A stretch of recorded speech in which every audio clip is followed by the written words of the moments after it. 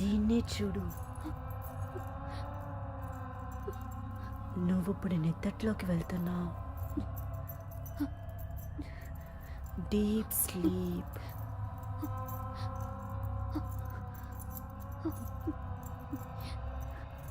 You are in a deep sleep. Slowly close your eyes. Now you are in a deep sleep.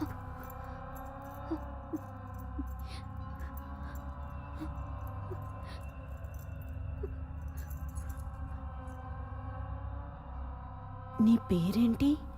నిత్య. Are you fine? నీకు ఏం జరిగింది? నేను చావాలి. చావు మాత్రమే నా కళ్ళ ముందుంది. నువ్వెందుకు చావాలనుకుంటున్నావు? నేను ఇంకొకరి శరీరం, అందుకే. నీ సమస్య ఏంటి? ఎందువల్ల నువ్వు ఇలా ఆలోచిస్తున్నావు? ఇది నరకంలా ఉంది. నాకే శరీరం వద్దు. ఇది నాకొద్దు. ఇది నరకంలా ఉంది. Relax. Calm down. Relax. Calm down. Relax గా ఉండు. Relax. Take a deep sleep. Relax. Calm down. Calm down. Calm down.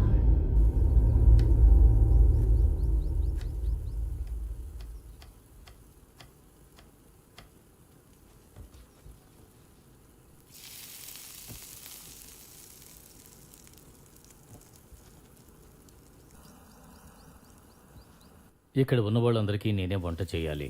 ఒక 7-8 మంది ఉంటారు అంతే.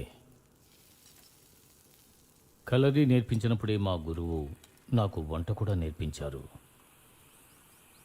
ఆయన ఎప్పుడూ ఒక విషయం చెబుతూ ఉండేవారు, తెలివితేటలు మనం ఎంతగా పెంచుకుంటే మనం జీవితంలో అంతగా ఎదుగుతాం.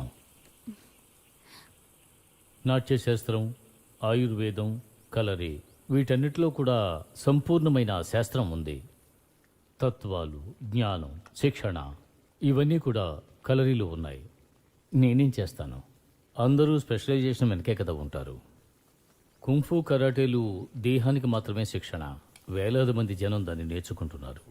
స్కూల్ స్టూడెంట్స్ కొంచెం కొంచెంగా నా దగ్గరకు వస్తున్నారు. అందులోనూ కొంతమంది మాత్రమే క్రమం తప్పకుండా వస్తారు.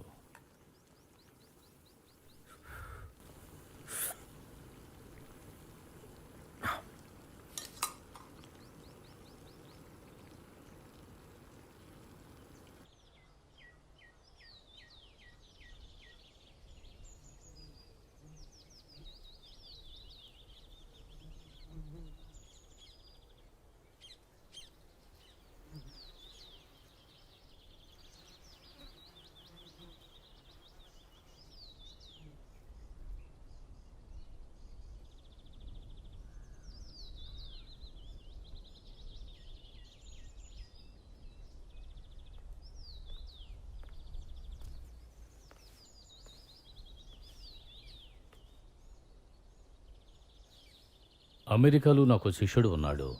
అక్కడ అతను ఏరోనాటికల్ రీసెర్చ్ చేస్తున్నాడు. విమానపు రెక్కల్ని ఎలా డెవలప్ చేయాలి అనే విషయం మీద రీసెర్చ్ చేస్తున్నాడు. అతని యొక్క పూర్తి లక్ష్యం అంతా పక్షుల రెక్కల మీదే ఉంది. నువ్వే చూడు, నీ చేతిలో ఉండే ఈక ఎంత చిన్నదిగా ఉంది, ఎంత తేలిగ్గా ఉంది. కానీ మనం విసిరేసి చూడు.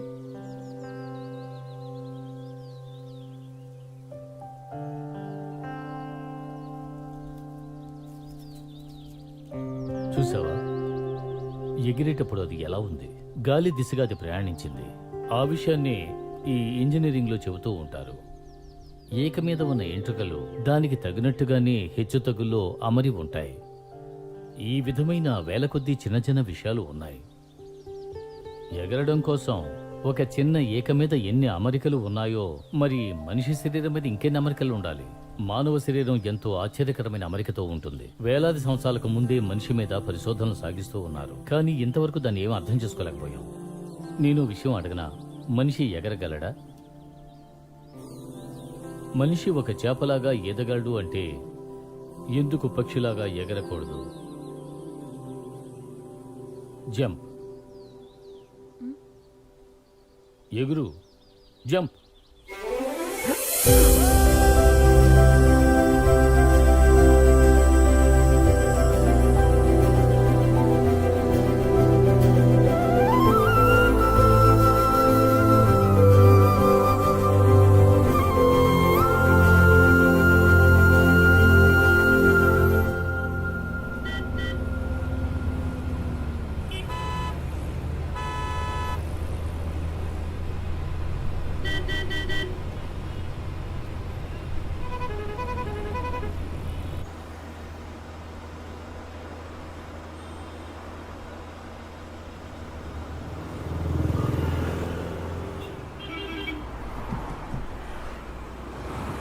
మనిషి శరీరం సాధారణమైంది కాదు. ఎటువంటి పనైనా సరే దానికి తగినట్టుగా మనం తయారు కావచ్చు. ఇది మానవుడు చెయ్యలేడు అనే పని ఈ భూమి మీదే లేదు. అదే కళది. మనం చెయ్యలేని వాటన్నిటినీ కలిపి నేను ఒక కళలాగా నేర్పిస్తున్నాను. అప్పుడు మనిషి శరీరాన్ని దేనికి ఉపయోగించవచ్చు. అదేవిధంగా మన శరీరాన్ని ఎంత సంతోషంగా ఉంచాలి అనే దాన్ని కూడా మన పూర్వీకులు ఆలోచించి పెట్టారు. అలాగే ఈ కళది పుట్టింది.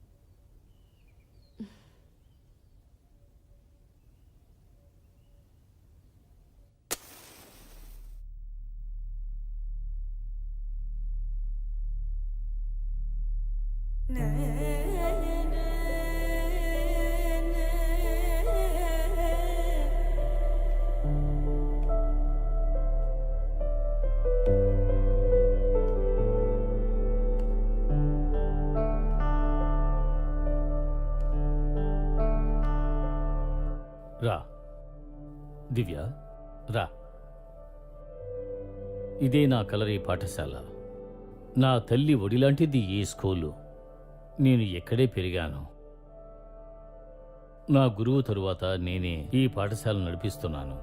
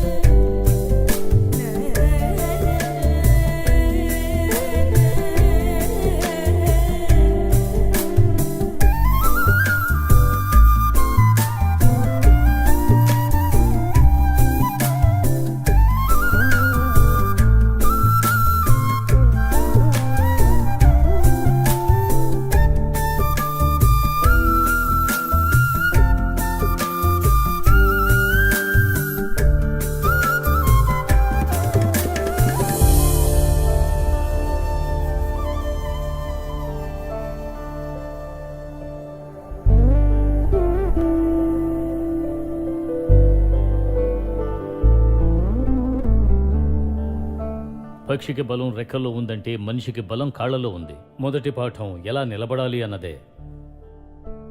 బయటకు వెళ్ళి చూడండి, అందరూ ఎలా నిలబడుతున్నారు అనేది తెలుస్తుంది. వాళ్ళ పాదాలు గమనించండి. పాదం మొత్తం శరీర బలాన్ని తట్టుకోవాలి. పాదాలకు మనం తగిన శిక్షణ ఇవ్వలేదు అంటే ఆ తరువాత అది మన శరీరాన్ని సోమరిగా మారుస్తుంది. అందుకు మనిషి తన శరీరాన్ని ముందుగా తిన్నగా నిలబడేలా చేయాలి. అందుకు అతని పాదాలు దృఢంగా ఉండాలి. ఇకపైన నేను మీకు నేర్పించబోయే ప్రతి విషయాన్ని మీరు బ్రెయిన్లో ఉంచుకోవాలి. 10లో 9 మంది శిక్షణలు తమ కాళ్ల కారణంగానే పరాజయం పాలవుతున్నారు.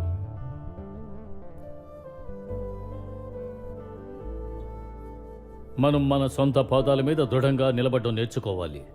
ఇదే మన జీవితంలో నేర్చుకోవాల్సిన ముఖ్యమైన పాఠం.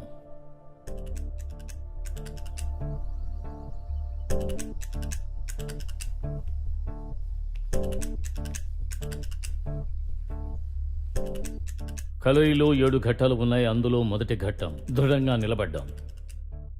మన పాదాలు భూమి మీద స్థిరంగా నిలబడ్డానికి కొద్ది స్థలం చాలు. ఆ చిన్న స్థలాన్ని కలం అని అంటారు. ఆ కళంలో మనం స్థిరంగా నిలబడ్డాన్ని ప్రాణశక్తి అంటారు. తల నుండి కాళ్ల వరకు ఏ ఆటంకాలు లేకుండా ప్రవహించాలి.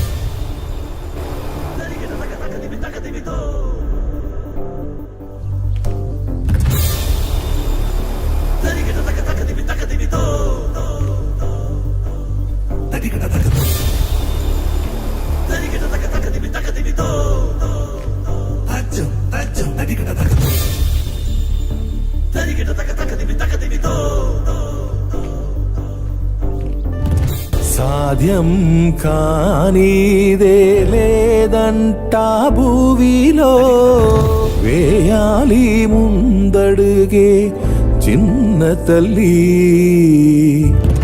చేయాలి నువ్వేలే సాహసములే, సూర్య భగవానుడి స్ఫూర్తనుకో.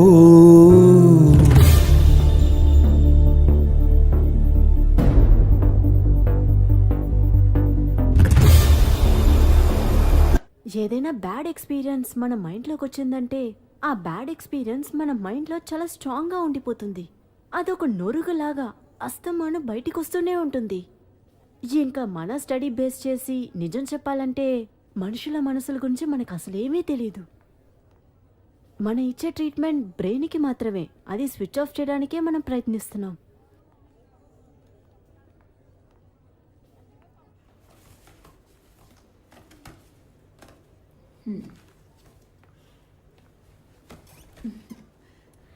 అసలు హానెస్ట్గా చెప్పాలంటే నిత్యాకి నేను ఎటువంటి ట్రీట్మెంట్ స్టార్ట్ చేయలేదు. She still under the diagnosis. Haven't even completed knowing our problems. ప్రస్తుతానికి తనకి లిప్రాసనాసియం ఇచ్చాను.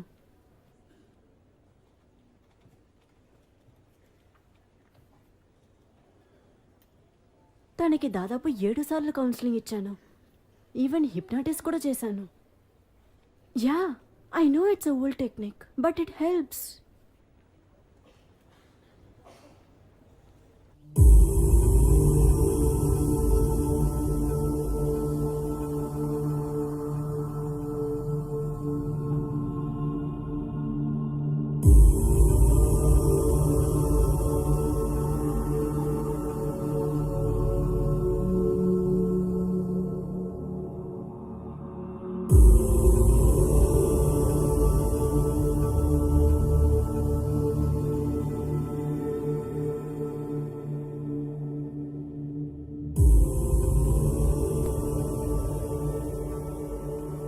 రెండవ ఘట్టం అష్టాకారం.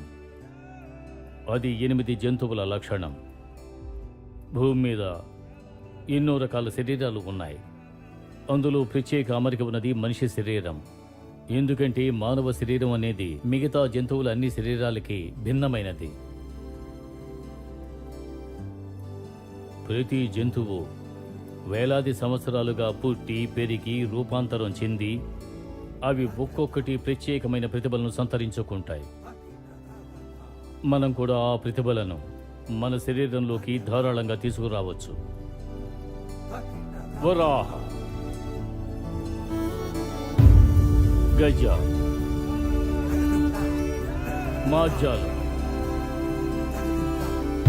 సింహం, సర్పం, కుక్కుడ. మన అంతరంగం కూడా ప్రశాంతమైన స్థితిలో ఉండాలి. మిమ్మల్ని మీరు గెలవగలిగితేనే మనం కూడా స్థితప్రజ్ఞుల్లాగా దృఢమైన మనస్సుతో జీవించగలం. మన మనస్సు శాంత స్వరూపమై ఉండాలి. కలరి పూర్తిగా చదివిన తర్వాత మనసంతా అహింసతో నిండిపోతుంది. మనం కలరి చదివేది పోరాటానికే. మనం ఏ ఆయుధం తీసుకున్నా, ఎవరిని ఎదిరించి పోరాడినా మన మనస్సు ఎప్పుడు త్యాగ నిరతితో ఉండాలి. సరస్సు మధ్యలో ఉండే శిల్పంలాగా. కోపం, ఈర్ష్య మన మనసులో ఉంటే అది మన శరీర బలాన్ని క్షీణింపచేస్తుంది. మన మనస్సు ప్రశాంతంగా ఉంటే మన శరీరం ఎంతో శక్తివంతమవుతుంది. కలరిలో 3వ ఘట్టం పోరాటం, మనశ్శాంతి. దీని ప్రయోగమని అంటారు. ఇది సముద్రంలోని అలలు లాంటివి. శిక్షణ కోసం తలపడుతూ ఉంటాయి. పైకి అలలు ఎంత చెలరేగినా సముద్రపు లోతులో ప్రశాంతంగానే ఉంటుంది.